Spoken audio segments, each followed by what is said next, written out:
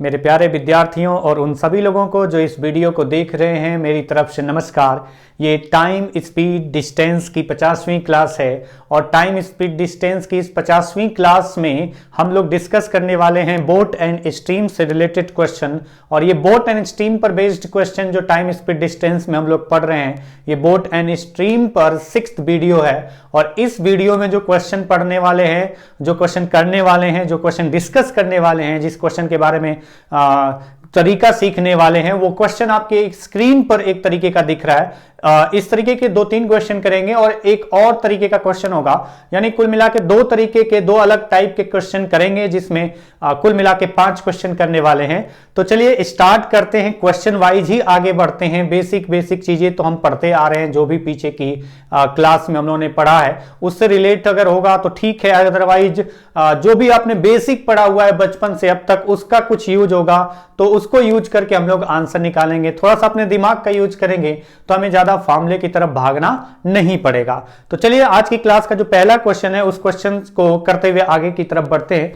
तो first question आपकी screen पर जो दिखाई दे रहा है, क्वेश्चन है a boat takes 7 hours to go from P to R through a midpoint Q, but it takes 8 hours to go from P to Q and then return from Q to P.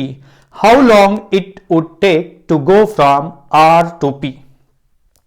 Question जो हिंदी में इसकी बात करें तो question कहा गया है, एक नाव 7 घंटे में P से R तक की दूरी तय करती है, जो कि Q से होते हुए P से R तक पहुंचती है और Q P तथा R के मध्य में स्थित है लेकिन यही नाव P से Q जाकर फिर Q से P आने में 8 घंटे का समय लेती है। तो बताइए यही नाव R से P तक जाने में कुल कितना समय लेगी? तो यही नाव R से P तक जाने में कुल कितना समय लेगी? अच्छा, इस क्वेश्चन में कहीं पर भी ये नहीं बोला गया है कि P से R की तरफ डाउन स्ट्रीम है या R से P की तरफ डाउन स्ट्रीम है, तो लिखा नहीं गया है। लेकिन हमें तो कुछ इंफॉर्मेशन लिखी नहीं जाती है, समझना पड़ता है, हमें पता चल जाता है। जैसे हम कहेंगे चोर भाग रहा है, पुलिस पीछा करे, मतलब चोर को पुलिस ने 500 मीटर की दूरी पर देखा और 5 मिनट बाद पकड़ लिया। अगर 5 मिनट बाद पकड़ लिया, इसका मतलब यही तो होगा ना कि चोर जिस डायरेक्शन में भाग रहा था पुलिस उसी डायरेक्शन में दौड़ा रही थी, सेम डायरेक्शन में। तो कुछ क्वेश्चन होते हैं उसमें जरूरी नहीं कि आपको लिख करके दिखाया जाए, पूरा डायरेक्ट क्वेश्चन में लिखा जाए कि नहीं हाँ एक ही डायरेक्शन या अपोजिट डायरेक्शन में दौड़ रहे हैं। जैसे इस क्वेश्चन में यह आपको नहीं बताया गया कि कौन सा किधर P से R आपका डाउन स्ट्रीम है या R से P डाउन स्ट्रीम है, ऐसा कुछ दिया नहीं गया है और हो सकता है उसका ध्यान ना दे तब भी हमारा आंसर आ जाए। तो जैसे इस क्वेश्चन में देख सकते हैं, बोला गया है एक नाव 7 घंटे में P से R जाती है। एक नाव जो है ना वो 7 घंटे में किसी स्थान P से R तक जाती है। P से R जाने में नाव को लगता है 7 hours।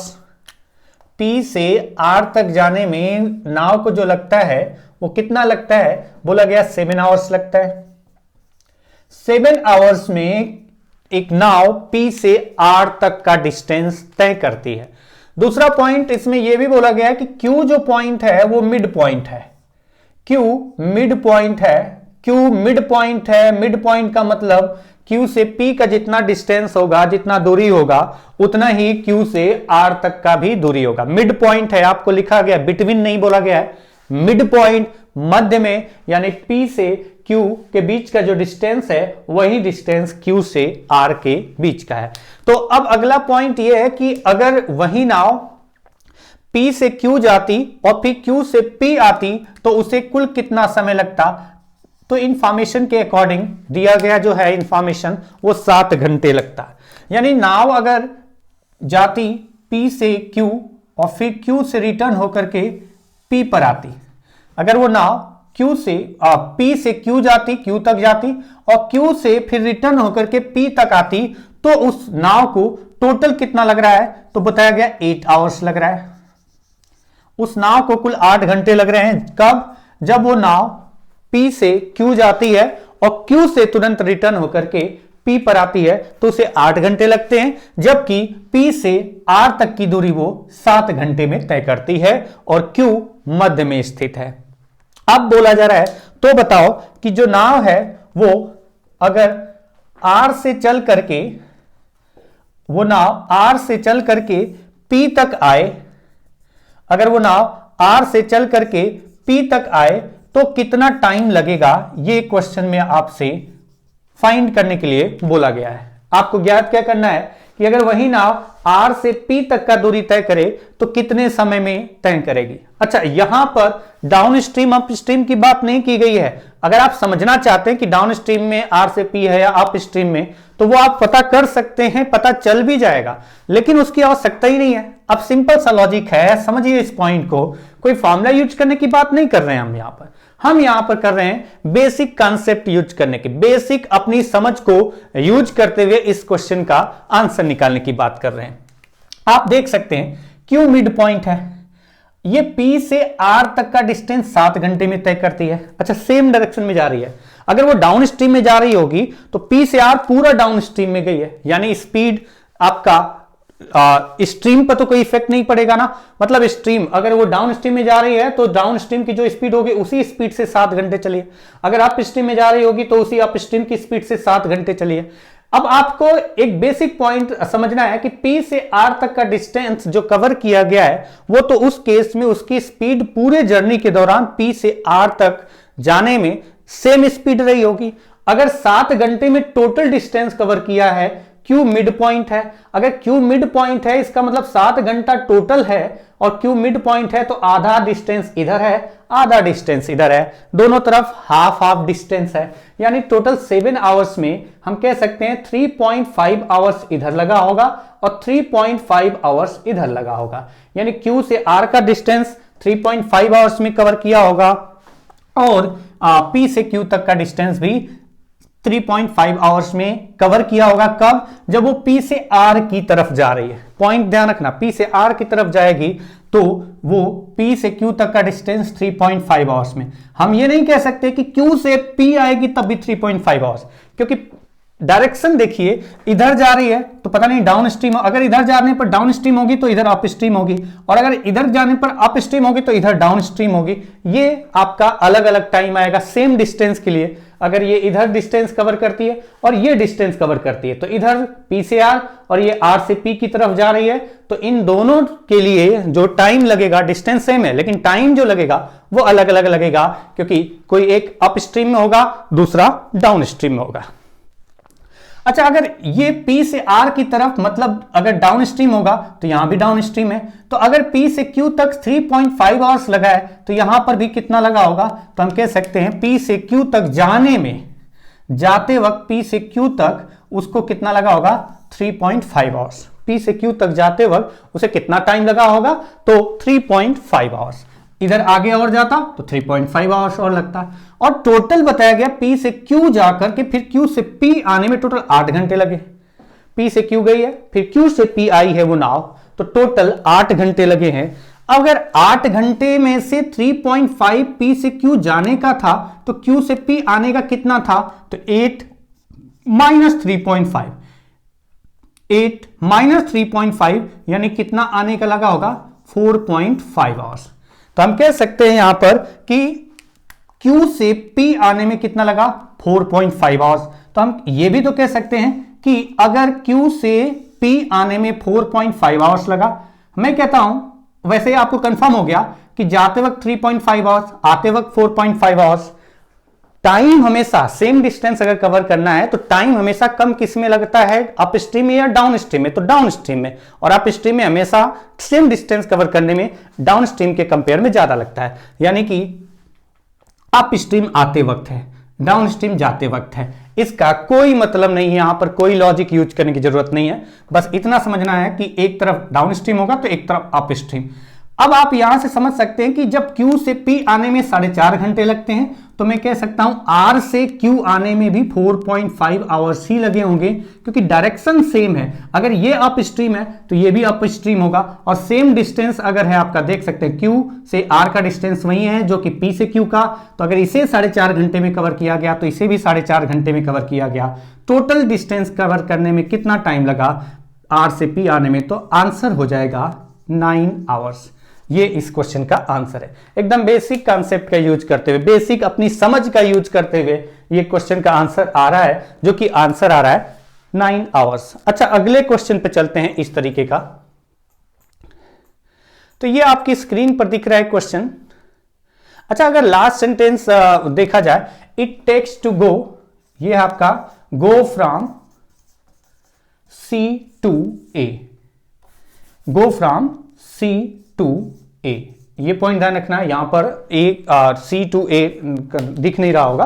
तो अगला क्वेश्चन क्या है, in a stream B lies in between A and C such that it is equidistant from both A and C, a boat can go from A to B and back in 6 hours 30 minutes, while it goes from A to C in 9 hours. How long would it take to go from C to A? Question उसी तरीके का है। A और C के मध्य में है, मतलब आपको समझ में आ गया होगा। A और C के मध्य में एक स्थान B है, एक नाव A से B जाती है, एक नाव A से B जाती है और फिर एक नाव A से B जाती है तो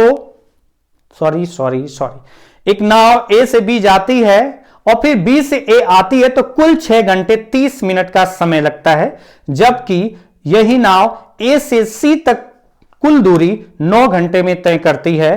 तो ज्ञात कीजिए वही नाव C से A तक जाने में कुल कितना समय लगी। तो वही नाव सी से ए तक जाने में कुल कितना समय लेगी। अब ये क्वेश्चन देखिए कुछ क्या सिमिलर है, इसी तरीके का, थोड़ा सा बस समझना ध्यान से। पॉइंट आपका न्यूमेरिकल वैल्यू अलग होगा, नाम बदल गया होगा, लेकिन कॉन्सेप्ट तो वही यूज होने वाला है। तो इस क्वेश्चन के लिए भी सेम पैटर्न का क्वेश्चन है, तो सेम तरीका अप्लाई करना है, यानी सेम तरीके से सोचना है। और इस बार मैं डाउन स्ट्रीम अप स्ट्रीम ज्यादा इधर उधर करूंगा नहीं, सीधा क्वेश्चन पाइए। क्वेश्चन ये है कि ए और सी के मध्य में, ए और सी के बीच में कौन है, ए और सी है यहां पर, पी और आर नहीं है। ए और सी के बीच में क्या है, बी प्लेस स्थित है। ए और सी के बीच में एक प्लेस बी है, और एक नाव जो है वो ए से बी तक जाती है और फिर बी से ए तक आती है 6 घंटे 30 मिनट में। अगर नाव ए से बी तक जा करके फिर बी से ए तक आती है, और कुल टाइम कितना लगता है ए से बी तक जाने और फिर बी से ए तक आने में, उस नाव को कुल कितना समय लगता है, तो ये आपको इंफॉर्मेशन दी गई है। टोटल 6 घंटे 30 मिनट, 6 आवर्स, ये जो टोटल टाइम लगा है ये लगा है 6 आवर्स 30 मिनट्स। नाव को ए से बी तक जाना फिर बी से ए तक आने में टोटल टाइम जो लगा है 6 घंटे 30 मिनट का समय लगा है। अच्छा, ये पॉइंट ध्यान रखना कि जो बी है ना, इनके बीच में पड़ता है, मतलब मध्य में नहीं होता, लेकिन बाद में बोला गया है कि it is equidistant from both A and C. B जो है ए और सी से बराबर दूरी पर है, मतलब ये हम कह सकते हैं कि ये मध्य में, जितना दूरी ए बी का है उतना ही डिस्टेंस बी सी का, बी से सी का डिस्टेंस उतना ही है जितना ए से बी का। अच्छा, इसमें अगला पॉइंट है while it goes from A to C, जबकि वही नाव ए से सी तक जाने में टोटल टाइम जो लेती है वो कितना लेती है, 9 आवर्स। बहुत बेसिक पॉइंट्स है कि जो नाव है वो ए से सी तक जाने में कितना समय लेती है, 9 घंटे, और बी मध्य में स्थित है। और अगर बी मध्य में स्थित है तो जितना टाइम इधर लगा होगा उतना टाइम इधर लगा होगा, क्योंकि टोटल जर्नी एक ही डायरेक्शन में है तो सेम स्पीड होगी। तो हम कह सकते हैं 4.5 आवर्स इधर लगा होगा तो 4.5 आवर्स इधर लगा होगा। और जबकि वो ए से बी तक जाके फिर बी से ए तक आने में 6 घंटे 30 मिनट का समय लेती है, तो हम डायरेक्टली इसका आधा नहीं करेंगे कि आधा जाने में आधा आने में, क्योंकि एक होगा उसमें डाउन स्ट्रीम और दूसरा पार्ट है up stream. Same distance cover करना है लेकिन एक अप स्ट्रीम होगा एक डाउन स्ट्रीम, तो इसमें आपका टाइम अलग अलग लगेगा क्योंकि स्पीड अलग अलग होगी। अब आपको यह पता चल गया कि ए से बी की तरफ अगर जा रही है तो ये जो डिस्टेंस है 4.5 घंटे में कवर कर रही है, तो हम ये भी कह सकते हैं कि यहां पर ए से बी गई तो 4.5 घंटे, टोटल 6.5 घंटे, यानी बी से ए आने में उसने कितना टाइम लिया होगा, 6.5 घंटे से 4.5 4.5 माइनस कर देंगे। तो जब 4.5 माइनस होगा तो इसमें से 4.5 आवर्स यानी 4 आवर्स 30 मिनट माइनस करेंगे, 2 आवर्स बचा। यानी कह सकते हैं बी से ए तक आने में उसने कितना लिया होगा, 2 आवर्स लिया होगा।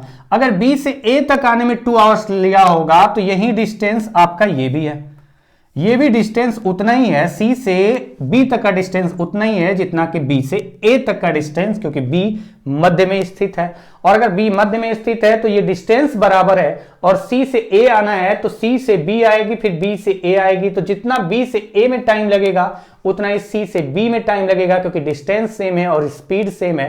तो हम कह सकते हैं कि सी से ए तक जाने में कुल कितना समय लगा, 2 और 2 4 घंटे टोटल लगा। तो 4 आवर्स में वो बोट जो होगी वो सी से ए तक की दूरी तय कर लेगी। ये इस क्वेश्चन का आंसर है 4 आवर्स। नेक्स्ट क्वेश्चन पे चलते हैं। क्वेश्चन है the time taken by a boat to cover a distance of 232 kilometre from A to B in 26 hours. C is a point situated between A and B at a distance of 87 kilometers from A. The time taken by the boat to cover the distance from A to C and C to A is 15 hours. Then find the time taken by the boat to cover the distance from B to C. Question Hindi में, एक नाव को ए से B तक की 232 kilometre की दूरी तय करने में 26 घंटे का समय लगता है। ए से बी की तरफ जा रही है, ये पॉइंट ध्यान रखना है। ए से बी तक की दूरी तय करने में कुल 26 घंटे लगता है। सी ए और बी के मध्य में स्थित है, मध्य में नहीं स्थित है, ए और बी के बीच में, मध्य का मतलब एकदम मिड में हो जाता है, वो बात नहीं कर रहे हैं कि दोनों तरफ से बराबर है। सी ए और बी के बीच में स्थित है, बीच में कहीं पर भी होगा, बिटवीन की बात कर रहे हैं, ये नहीं पता कि मिड में होगा या इधर उधर होगा। सी ए और बी के बीच में स्थित है और बी ए से 87 किलोमीटर दूरी पर स्थित है। उस नाव द्वारा ए से सी तक जाने तथा सी से ए तक आने में कुल टाइम 15 घंटे का लगता है, 15 घंटे का लगता है। तो नाव द्वारा बी से सी तक की दूरी तय करने में, तो नाव द्वारा बी से सी तक की दूरी यानी बी से सी की दूरी तय करने में कुल कितना समय लगेगा। अच्छा, ये क्वेश्चन ऐसा है ना कि इसमें आपका मिड पॉइंट होता तो 1:1 यानी बराबर बराबर कर दे रहे थे, थोड़ी वैल्यू अलग तरीके से दिख रही है, तो रेशियो का यूज तो करेंगे डिस्टेंस के पार्ट पर, और किस तरीके से करेंगे और क्या आंसर निकलेगा किस तरीके से। अच्छा, इसके लिए भी आपको एक पॉइंट और क्लियर होना चाहिए। यूनिटरी मेथड अगर बचपन से पढ़ते आए हैं, अगर आपको याद होगा, तो यूनिटरी मेथड का यूज अच्छे से करने आना चाहिए। ये नहीं कि पूरा बचपन वाला कहानी ही उठा करके स्टार्ट हो जाए, बचपन वाला कहानी स्टार्ट हो जाए उठा करके, मतलब कि 5 किलोमीटर जाने के लिए 2 आवर्स लगता है, तो 8 किलोमीटर जाने के लिए कितना, तो 5 के लिए 2 आवर्स, देयरफॉर 1 के लिए, देयरफॉर 8 के लिए। ये पेज भर करके नहीं दिखाना है, ये बचपन में सिखाया जाता था एक एक स्टेप, तो वह अलग केस है। तो यूनिटरी मेथड का यूज करेंगे ना, तो आपको छोटा सा पॉइंट जो भी आपको क्लियर होगा तो उस तरीके से आप डायरेक्टली कर सकते हैं। ये पूरा लिखना नहीं है, इसका लास्ट स्टेप डायरेक्टली जा सकते हैं और डायरेक्टली जाकर के आप लास्ट स्टेप को सॉल्व कर सकते हैं। लिख करके दिखाना नहीं होता, वो आपका ऑप्शन होता है, और ऑप्शन में से कौन सा ऑप्शन होगा सही, आप चाहे नकल मार के लिखें या तुक्का मारें, अगर आपका ऑप्शन सही वाला टिक हुआ है तो आंसर मिलेगा, अदरवाइज आप किसी भी तरीके से करिए, आपका आंसर नहीं मैच किया, ऑप्शन नहीं मैच किया, तो आप कितना भी सॉल्यूशन बड़ा कर लीजिए कोई फायदा मिलने वाला नहीं है, क्योंकि यहां ऑब्जेक्टिव टाइप का क्वेश्चन आता है। तो चलिए क्वेश्चन पर बात करते हैं। ये क्वेश्चन बोला गया है कि ए से बी तक का डिस्टेंस कुल कितना है। तो ए से बी तक का टोटल डिस्टेंस दिया गया है वो 232 किलोमीटर दिया गया है। ए से बी तक का टोटल डिस्टेंस 232 किलोमीटर दिया गया है। ए से बी का टोटल डिस्टेंस कितना है? 232 किलोमीटर। सी जो है ना वो ए और बी के बीच में कहीं पर है, और यह भी बताया गया है कि सी ए और बी के बीच में कहां पर है, तो वो ए और बी के बीच में है, लेकिन कितना दूरी पर, तो बताया गया है 87 किलोमीटर फ्रॉम ए, यानी ए और सी के बीच में डिस्टेंस कितना है? 87 किलोमीटर। ए और सी के बीच में डिस्टेंस कितना है? 87 किलोमीटर। ये भी पॉइंट आपको दे दिया गया। The time taken by the boat to cover the distance from A to C, C to A. अच्छा, जो टाइम बताया गया है कि एक जो नाव के द्वारा ए से सी तक जाकर के और फिर सी से ए तक आने में जो टाइम लगता है, वो टाइम दिया गया है कितना? 15 आवर्स, 15 घंटे समय दिया गया है। कहां से कहां तक का डिस्टेंस का? तो ए से सी तक जाकर के फिर सी से ए तक आने में टोटल टाइम लगता है 15 आवर्स। ए से सी तक जाना है, फिर सी से ए तक आना है, तो टोटल टाइम जो लग रहा है वो 15 घंटे का समय लग रहा है। इसके बाद की कहानी है। अच्छा, एक और पॉइंट आपको दिया गया था कि ए से बी तक का जो टोटल डिस्टेंस है ना, ए से बी तक का जो टोटल डिस्टेंस है वो 26 आवर्स में कवर किया जाता है।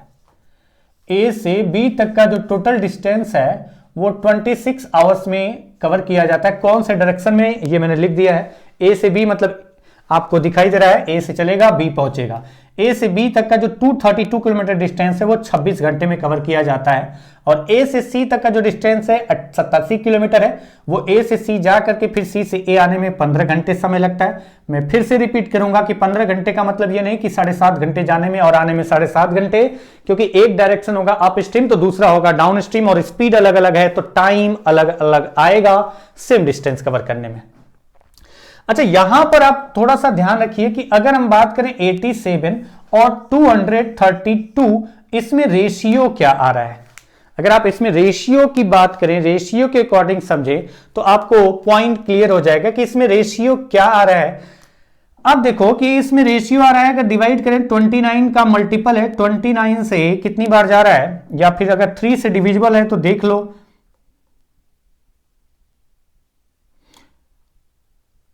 29 से डिविजिबल है या नहीं? हाँ है। 29 से 3 टाइम एंड 29 इंटू कितना करने पर 232 आएगा? क्या 8 करने पर आएगा? हाँ, 8 करने पर आएगा, यानी 3/8। तो हम ये कह सकते हैं कि ये जो डिस्टेंस है टोटल ए से बी तक का डिस्टेंस और ए से सी तक का डिस्टेंस, इसमें रेशियो हमें पता चल गया कि अगर मैं इसको लिखूंगा कि ये 3 है तो ये टोटल कितना होगा, तो मैं लिखूंगा टोटल होगा कितना? 8। 8 चलने में कितना लगता है? 26 घंटे। थोड़ा सा पॉइंट है, ध्यान रखना इस पॉइंट को, कि अगर मैं इस रेशियो के अकॉर्डिंग देखूं कि अगर ये 3 होगा, 87 है तो टोटल 232 है। अगर ये पार्ट 3 है तो टोटल पार्ट कितना होगा? रेशियो के अकॉर्डिंग देख सकते हैं कि 8 होगा। अब यहां पर देखिए कि टोटल 8 कवर करने के लिए, टोटल 8 कवर करने के लिए 26 लगता है। अगर 8 कवर करने के लिए 26 लगता है तो 1 कवर करने के लिए कितना लगेगा? छोटा सा पॉइंट ध्यान रखना, 1 कवर करने के लिए कितना लगेगा, तो आप यहीं तो लिखेंगे 26/8, यानी कितना लगेगा? 1 कवर करने के लिए लगेगा 1 कवर करने के लिए लगेगा 13/4। 2 से डिवाइड हो रहा है। ये मैं एक एक स्टेप करके दिखा रहा हूं। यूनिटरी मेथड याद होगा तो आप सीधा लिखेंगे कि टोटल 26 आवर्स लगता है 8 कवर करने के लिए। 8 कवर करने के लिए 26 घंटे लगता है, तो 3 कवर करने के लिए कितना लगेगा? तो आप डायरेक्टली लिख सकते थे कि 26 घंटे में 8 कवर किया जाता है तो 3 कितने में कवर किया जाएगा। ये आप डायरेक्टली इस तरीके से लिख सकते हैं, और लिखना चाहिए आपको। लेकिन मैं फिर भी लिख रहा हूं कि 8 कवर करने के लिए 26 घंटे लगते हैं इस डायरेक्शन में, ए से बी की तरफ की डायरेक्शन में 8 यूनिट डिस्टेंस कवर करने के लिए 26 घंटे लगते हैं, तो 1 यूनिट कवर करने के लिए 13/4 आवर्स लगेंगे। और अगर 1 यूनिट कवर करने के लिए 13/4 आवर्स लगेंगे, तो ये 3 यूनिट अगर इसी डायरेक्शन में कवर करना है तो कितना लगा होगा, तो हम लिख सकते हैं 39/4 आवर्स लगा होगा। 39/4 आवर्स लगा होगा। कितना यूनिट कवर करने में, तो वो 3 यूनिट। ये डिस्टेंस इस डायरेक्शन में कवर करने में 39/4 आवर्स लगा होगा। तो अब आप यहां पर ये कह सकते हैं कि ये जो डिस्टेंस है आते वक्त यही 3 यूनिट कवर करने में उसे कितना समय लगा होगा। तो इस 3 यूनिट को कवर करने के लिए उसे टाइम जो लगा होगा, इस 3 यूनिट को कवर करने के लिए उसे जो टाइम लगा होगा वो कितना लगा होगा, तो हम कह सकते हैं कुछ इस तरीके से कि 15 माइनस 39/4, 15 - 39/4 जो कि आपका कितना रिजल्ट आ रहा है, 15 4 जा 60 - 39 यानी 21/4 आवर्स। यहां से आपका आ गया कि इस 3 यूनिट को सी से ए की तरफ कवर करने में 21/4 आवर्स लगा होगा। तो बी से ए तक का डिस्टेंस कवर करना है, बी से ए तक का डिस्टेंस यूनिट के अकॉर्डिंग कितना है 8, और ये कवर करना है कितने के लिए, 3 यूनिट कवर करने के लिए। 3 यूनिट कवर करने के लिए अगर 21/4 आवर्स लगता है, 3 यूनिट कवर करने के लिए अगर 1/4 3 यूनिट कवर करने के लिए अगर 21/4 आवर्स लगता है, ये यूनिट की बात करें इसलिए सर्कल में इंडिकेट कर देना है कि ये एक्चुअल वैल्यू नहीं है, ये आवर्स है, और ये इक्वल का साइन भी नहीं है, ध्यान रखना। 3 यूनिट कवर करने के लिए 21/4 आवर्स लगता है, तो बताइए टोटल 8 यूनिट इसी डायरेक्शन में कवर करना हो तो कितना लगेगा। तो 8 यूनिट कवर करने के लिए डायरेक्टली मैं लिख रहा हूं क्योंकि हमें पता है 3 यूनिट के लिए अगर 21/4 है तो 1 यूनिट के लिए कितना लगेगा, तो 21 की जगह आप क्या लिख सकते हैं, 1 के लिए 3 से डिवाइड किया यानी 7/4 आवर्स 1 यूनिट के लिए कवर करने के लिए लगेगा। तो 8 यूनिट के लिए इंटू 8 यानी हम कह सकते हैं कि 14 आवर्स टोटल टाइम लगा होगा कहां से कहां तक का डिस्टेंस कवर करने में, बी से ए तक का डिस्टेंस अगर कवर करना है, बी से ए की तरफ चलते हुए बी से ए तक का डिस्टेंस कवर करने में उसे, सॉरी बी से सी अगर शायद इसमें दिया गया है, इसमें बी से सी पूछा गया है, बी से सी पूछा गया है तो 8 की जरूरत नहीं है, मैंने बी से ए तक का निकाला है। इस क्वेश्चन में बी से सी तक का केवल पूछा है। Find the time taken by the boat to cover the distance from B to C.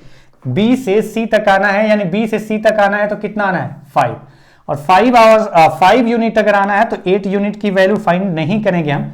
3 unit के लिए अगर 21/4 लगता है तो 5 यूनिट के लिए कितना लगेगा, तो 5 यूनिट के लिए जो टाइम लगेगा वो लगेगा, यहां से 3 से डिवाइड किया 7/4 इंटू 5 यानी 35/4।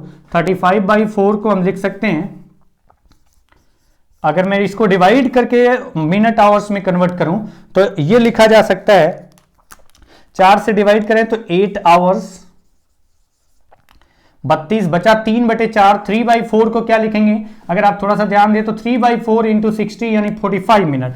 तो हम लिख सकते हैं 8 आवर्स 45 मिनट्स में वो नाव कहां से, बी से सी तक का डिस्टेंस कवर कर लिए। 5 कैसे आया, टोटल 8 से 3 गया तो ये 5 था। तो आपका आंसर हो जाएगा इस क्वेश्चन का 8 आवर्स 45 मिनट्स, जो कि बी से सी तक का डिस्टेंस कवर करने में लगेगा। नेक्स्ट क्वेश्चन की बात करेंगे। जो नेक्स्ट क्वेश्चन है थोड़ा सा अलग तरीके का दिखेगा, इस पर दो क्वेश्चन करेंगे, इस तरीके के क्वेश्चन पर 2 क्वेश्चन करेंगे। और ये क्वेश्चन आपका क्या है वो क्वेश्चन को ही देखते हुए चलते हैं। थोड़ा सा क्या पिछले क्वेश्चन से डिफरेंट दिख रहा होगा। A ship 77 km from shore springs a leak which admits to 2.25 tons of water in 5.5 minutes. 92 tons of water would sink it, but the pumps can throw out 12 tons of water in 1 hour. Find the average rate of sailing so that the ship may just reach the shore as it begins to sink. एक पानी की जहाज तट से 77 kilometre अंदर है, उसमें एक लीक हो जाता है जिससे प्रत्येक 5.5 मिनट में 2.25 टन पानी जहाज के अंदर भरता है, लीक से पानी भरना स्टार्ट होगा, मतलब नाव डूबने वाले, जहाज डूबने वाले, 92 टन, अगर उस जहाज में 92 टन पानी भर जाए तो वो जहाज डूब जाएगी। अगर 92 टन से कम पानी भरा है तब तक वो तैरती रहेगी, जैसे ही 92 टन उस जहाज में पानी भरेगा वो जहाज क्या होगी, डूब जाएगी। लेकिन उसमें एक पंप लगा हुआ है जो कि हर घंटे में 12 टन पानी निकाल करके बाहर कर देता है जहाज से। तो बताइए उस जहाज की गति क्या होनी चाहिए कि जब वो डूबना स्टार्ट करे तब तक वो किनारे पहुंच चुकी हो, जब वो डूबना स्टार्ट करे तब तक वो किनारे पहुंच चुकी हो। तो ये क्वेश्चन आपका कुछ इस तरीके से जो मैंने पढ़ा, इसमें क्या तरीका होगा, कैसे आप आंसर निकालेंगे, तो आप जो भी दिमाग लगाएं, मुझे उसका नहीं मतलब है कि कौन सा दिमाग लगाते हैं या रट्टा मार लेते हैं, क्योंकि इस तरीके के क्वेश्चन जब मिलते हैं ना तो वो 2 3 4 टाइप के जो बुक में उठा करके वहीं उठा करके क्वेश्चन भी पूछे जाते हैं और हर क्वेश्चन में कॉपी पेस्ट मार करके और वहीं लिखा जाता है। तो अगर याद हो जाए तो अलग क्वेश्चन की कहानी है, नहीं तो बेसिक अगर बात करें कि किस तरीके से क्वेश्चन सॉल्व करेंगे तो इसमें यूनिटरी मेथड आपको पता होना चाहिए कि ये नहीं कि मैंने जो बताया था अभी थोड़ी देर पहले कि पूरा एक एक स्टेप लिखना स्टार्ट करें। एक एक स्टेप लिखने की बात नहीं करेंगे, यहां पर थोड़ा सा आपको समझ होनी चाहिए कि किस तरीके से यूनिटरी मेथड यूज किया जाता है। अच्छा, इस क्वेश्चन में ये इंफॉर्मेशन दी गई है कि एक नाव जो है वो कितना दूरी पर है, 77 किलोमीटर दूरी पर है। नाव 77 किलोमीटर दूरी पर है, जो किनारा है उससे 77 किलोमीटर दूरी पर नाव है। और अच्छा, इसमें यह भी इंफॉर्मेशन बोली गई है कि वो नाव जो होगी उसका स्पीड कितना होना चाहिए कि वो किनारे 77 किलोमीटर दूरी पर, मान लेते हैं यहां पर सिर्फ है, और बोला गया कि वो नाव किस गति से चले, किस स्पीड से चले, नाव किस स्पीड से चले कि जब वो डूबना स्टार्ट करे तो वो कहां पर हो, यहां से किनारे से कहां पर थी, वो किनारे से कितना दूरी पर थी, 77 किलोमीटर। तो उसकी स्पीड क्या होनी चाहिए कि वो जब डूबना स्टार्ट करे तो वो कहां पहुंच जाए, किनारे पहुंच जाए, यानी कितना दूरी तय कर ले, 77 किलोमीटर। तो अब उसकी गति अगर निकालना है तो हमें ऐसा पता होना चाहिए कि टोटल 77 किलोमीटर का डिस्टेंस कितने समय में वो कवर करती है। अगर वो टाइम पता चल जाए कि कितने समय में वो 77 किलोमीटर डिस्टेंस कवर करके यहां पहुंचती है जब डूबना स्टार्ट करती है, तो आपका स्पीड आ जाएगा उस जहाज का 77 किलोमीटर चलने के लिए कितना समय लगा होगा, और कितना समय लगा होगा कि यहां डूबना स्टार्ट करे, और डूबना स्टार्ट करे मतलब कब डूबना स्टार्ट करेगी, 92 टन पानी उसमें जब भरेगा तो अब हमें पता चल जाए कि 92 टन पानी भरने के बाद हमें पता चल गया यहां पर क्वेश्चन की दी गई इंफॉर्मेशन के अकॉर्डिंग कि जब उस जहाज में 92 टन पानी भर जाएगा तो वो जहाज डूबना स्टार्ट करेगी। और यह भी बोला गया है कि वो नाव की स्पीड क्या होनी चाहिए कि जब वो डूबना स्टार्ट करे तो वो किनारे पर पहुंच गई हो, किनारे पर पहुंच गई हो तो डूबना स्टार्ट करे, यानी किनारे पर जब पहुंचेगी तो डूबना स्टार्ट करेगी, यानी कि उस नाव में कितना टन पानी भर चुका होगा, 92 टन पानी भर चुका होगा, क्योंकि बोला गया है कि जब 92 टन पानी भर जाएगा तब डूबना स्टार्ट करेगी। और यहां पर भी आपको दिया गया है कि जहाज जब किनारे पहुंचे तब डूबना स्टार्ट करे, यानी जब किनारे पहुंचे तब तक उसमें 92 टन पानी भर जाए। तो हमें यह पता चल जाए कि 92 टन पानी भरने के लिए कितना टाइम लगा, उतने टाइम में उसने कितना किया है कवर, 77 किलोमीटर दूरी। ये पॉइंट आपको समझ में आया होगा। मैं एक बार और रिपीट कर देता हूं, क्वेश्चन में बोला गया है कि उस नाव की गति कितना होनी चाहिए कि वो किनारे पहुंचने के बाद, जैसे ही किनारे पहुंचे डूबना स्टार्ट कर दे, उसकी गति कितना होनी चाहिए कि जैसे ही वो किनारे पहुंचे डूबना स्टार्ट कर दे। और हमें पता है कि वो नाव कब डूबती है, जैसे ही 92 टन पानी भरेगा डूबना स्टार्ट करेगी। और कंडीशन के अकॉर्डिंग अगर वो किनारे पहुंचती है तब वो डूबना स्टार्ट करती है, यानी जैसे ही किनारे पहुंचेगी तो कितना पानी भरेगा, 92 टन, यानी 92 टन पानी भरने में जितना समय लगेगा उतने समय में वो 77 किलोमीटर दूरी तय करेगी। यानी 92 टन पानी भरने के लिए कितना समय लगेगा, उतने समय में वो 77 किलोमीटर दूरी तय करेगी। अब आइए यूनिटरी मेथड की बात कर रहे हैं। यहां पर यूनिटरी मेथड में क्या कंडीशन है वो आप थोड़ा सा समझना ध्यान से, कि जो नाव है उस नाव में, जो नाव दी गई है उस नाव की बात की गई, इस नाव नहीं है जहाज है, कि उसमें 2.25 टन पानी भरता है 5.5 मिनट में। 5.5 मिनट में कितना पानी भरता है, तो 5.5 मिनट में पानी भरता है 2.25 टन। 2.25 टन पानी भरता है 5.5 मिनट में। मैं आवर्स के अकॉर्डिंग कैलकुलेट करना चाहता हूं, क्योंकि डिस्टेंस किलोमीटर में है तो हम टाइम को किस में निकालना चाहेंगे, आवर्स में, तो उसके अकॉर्डिंग सोच रहे हैं और यूनिटरी मेथड की बात कर रहे हैं।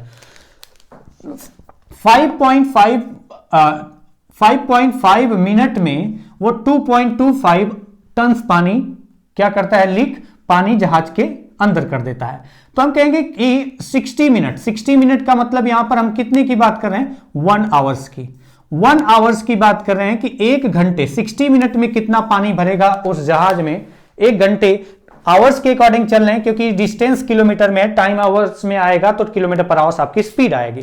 तो 60 मिनट में कितना पानी भरेगा, तो आप लिख सकते हैं 2.25 डिवाइडेड बाय, थोड़ा सा पॉइंट ध्यान दें, यूनिटरी मेथड की बात अगर मैं कर रहा हूं यहां पर, उस पॉइंट को समझें तो आप डायरेक्टली लिखेंगे कि अगर 5.5 मिनट में 2.25 टन पानी भरता है, 5.5 मिनट में 2.25 टन पानी भरता है, 1 मिनट में कितना भरेगा, तो 2.25 डिवाइडेड बाय 5.5 टन, 2.25 डिवाइडेड बाय 5.5 1 मिनट में। और अगर हमें यहां 60 मिनट की बात कर रहे हैं तो यहां पर इंटू 60।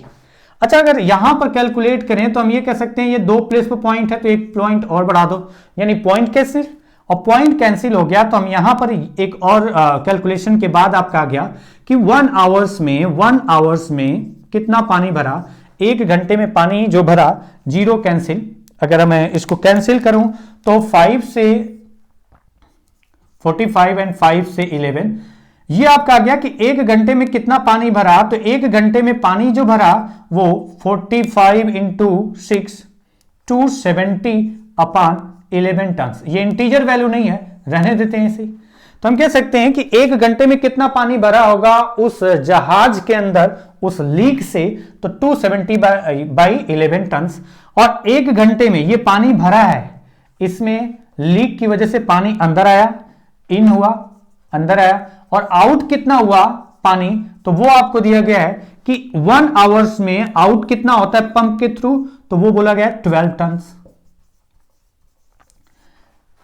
जहाज के अंदर पानी इन कितना किया 1 घंटे में, 270 बाई 11 टन, और जहाज से पानी बाहर कितना निकला 1 घंटे में पंप के थ्रू, 12 टन, 1 घंटे में 12 टन, यानी 1 घंटे में कुल कितना पानी भरा, इतना भरा और इतना निकल गया, यानी 270 बाई 12 टन, सॉरी 270 बाई 1 आवर्स में उस जो पानी उसमें जहाज में भरेगा वो 270 बाई 11 और माइनस 12, यानी ये आपका जो आ रहा है 11 132 मतलब 138 अपॉन 11 टन।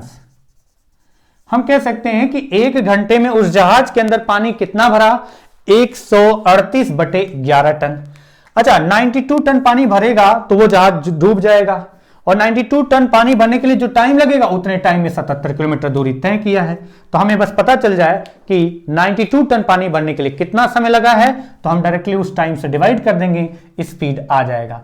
तो यहां पर आपका क्या आया, हम लिख सकते हैं यहां पर कि 138 बाई 11 टन पानी भरने के लिए कितना टाइम लगता है, 1 घंटे। 138 बाई 11 टन पानी भरने के लिए 1 घंटे लगता है। तो आप बताइए, इसको थोड़ा अलग तरीके से लिख के दिखा दे रहा हूं आपको। 138 बाई 11 पानी भरने के लिए, इतने टन पानी भरने के लिए कितना टाइम लगता है, 1 घंटे। तो बताइए 92 टन पानी भरने के लिए कितना लगेगा, तो 92 टन पानी भरने के लिए कितना समय लगेगा। तो पहले तो हमें देख सकते हैं यहां पर कि इतना भरने के लिए 1 घंटा लगता है, तो एक भरने के लिए कितना टाइम लगेगा, 1 यूनिट टाइम, सॉरी 1 टन भरने के लिए कितना पानी लगेगा, इस पॉइंट को देखो। 138 बाई 11 टन भरने के लिए 1 घंटे लगता है, तो 92, तो पहले 1 यूनिट भरने के लिए, 1 टन पानी भरने के लिए कितना लगेगा, ये आकर के जब इसको डिवाइड करेगा तो लिख सकते हैं 11 बाई 138, और हमें 1 की बात नहीं करें, 1 टन की बात नहीं करें, 92 टन की बात करें, इंटू 92। तो अब आपका ये कितना आ गया, तो आपका आ गया कितना टाइम लगा, ये आवर्स में आएगा टाइम, 46 से 2, 46 से 3 यानी गलत नहीं हूं तो 22 बाई 3 आवर्स टाइम लगेगा उस जहाज में कितना पानी भरने के लिए, 92 टन पानी भरने के लिए, यानी 92 टन पानी भरेगा तो जहाज जो डूब जाएगा। यानी 92 टन पानी भरने के लिए जितना टाइम लगा होगा उतने टाइम में 77 किलोमीटर डिस्टेंस तय किया है। यानी 77 किलोमीटर डिस्टेंस कितने समय में कवर किया है, 22/3 वो चला जाएगा ऊपर, यानी 11/7 11/2 ये आपका गया 10.5 आवर्स, यानी 10 आवर्स 30 मिनट, 10 घंटे 30 मिनट, सॉरी ये तो स्पीड आई, मिनट कहां से आएगा, distance upon time is equal to speed 10.5 kilometre पर आवर्स। में टाइम को स्पीड बताना था ना, टाइम नहीं आएगा। तो 10.5 किलोमीटर पर आवर्स उस जहाज की स्पीड होनी चाहिए, जिससे वो जैसे ही किनारे पर पहुंचेगी वैसे ही डूबना स्टार्ट कर देगी। नेक्स्ट क्वेश्चन है इसी पैटर्न पर, क्वेश्चन बस मैं एक बार पढ़ूंगा और केवल इसलिए पढ़ूंगा ताकि आपको टाइम मिल सके क्वेश्चन को पढ़ के समझने का। क्वेश्चन है, ए ship 40 kilometre from the shore springs a leak which admits 3.75 tons of water in 12 minutes. 60 tons would suffice to sink her, but the ship pumps can throw out 12 tons of water in 1 hour. Find the average rate of sailing so that she may reach the shore just as she begin to sink. अच्छा, इस question में बोला गया है कि वो जहाज कितनी दूरी पर है। तो इस क्वेश्चन में जहाज के बारे में बोला गया है कि 40 किलोमीटर दूरी पर है। पहले तो रफ हो जाए, जहाज जो है वो किनारे से कितनी दूरी पर है, तो जहाज किनारे से 40 किलोमीटर की दूरी पर है। और आपको इंफॉर्मेशन दी गई है कि जहाज के अंदर पानी जो भरता है वो, अच्छा इसे 40 किलोमीटर दूरी दिया गया। और दूसरा पॉइंट कि उस जहाज को डूबने के लिए कितना पानी सफिशिएंट है, 60 टन। बोला गया है कि 60 टन पानी अगर उस जहाज के अंदर घुस जाए, अंदर चला जाए, जहाज के अंदर अगर प्रवेश कर जाए, कितने टन पानी, 60 टन पानी, तो वो जहाज डूब जाएगा। और यह भी बोला गया कि उसकी स्पीड क्या होनी चाहिए कि जब वो डूबना स्टार्ट करे तब तक वो किनारे पहुंच चुकी हो, यानी 40 किलोमीटर दूरी कवर कर चुकी हो। और 40 किलोमीटर कवर कर चुकी है तो डूबना स्टार्ट करे, किनारे पहुंच चुकी हो तो डूबना स्टार्ट करे, यानी 40 किलोमीटर दूरी तय कर चुकी हो। और यह भी बोला गया है कि कब वो डूबना स्टार्ट करेगी, जब उसमें 60 टन पानी भर जाएगा। यानी कि 60 टन पानी भर जाएगा तो डूबना स्टार्ट करेगी, तो जितने समय में 60 टन पानी भरेगा उतने समय में वो किनारे पहुंच चुकी होगी, दी गई इंफॉर्मेशन के अकॉर्डिंग। तो जितने समय में 60 टन पानी भरेगा उतने समय में वो 40 किलोमीटर दूरी कवर करेगी। तो स्पीड क्या होगी, डिस्टेंस अपान जो टाइम लगेगा 60 टन पानी भरने के लिए। तो अब आइए क्वेश्चन पे जो और इंफॉर्मेशन दी गई है। अच्छा, इसमें बोला गया कि 12 मिनट में पानी कितना भरता है। 12 मिनट में उस जहाज के अंदर 3.75 टन पानी भर जाता है। 12 मिनट में 3.75 टन पानी भरता है। सिंपल सा लॉजिक, 12 मिनट में 3.75 टन पानी भरता है। और यह बोला गया है कि पानी बाहर भी निकलता है 1 घंटे में 12। अच्छा, 1 घंटे में कितना निकलेगा, तो 60 मिनट, 1 घंटे मतलब 60 मिनट में कितना पानी उसके अंदर अभी प्रवेश करेगा। तो हम कह सकते हैं 3.75, कभी कभी थोड़ा सा अपना लॉजिक यूज करना चाहिए। 12 मिनट का 5 गुना है तो डायरेक्टली 5 हम लिख सकते हैं, और इसको मल्टीप्लाई करेंगे तो कितना आ जाएगा,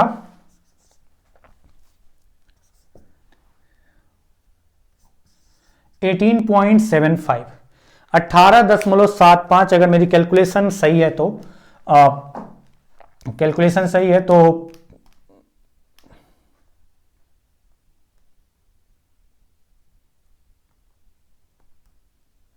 ठीक है, 18.75 गलत तो नहीं, ठीक है।